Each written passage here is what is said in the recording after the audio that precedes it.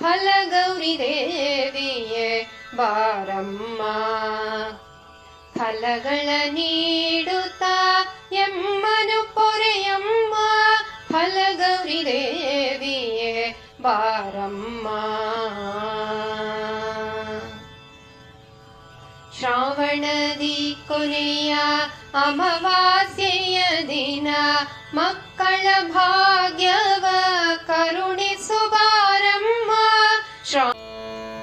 ಫಲಗೌರಿಗಾರತಿ ಸಿರಿಗೌರಿಗಾರತಿ ಎತ್ತುತ್ತಲೇ ನಾರಿಯರು ಹರುಷದಲ್ಲಿ.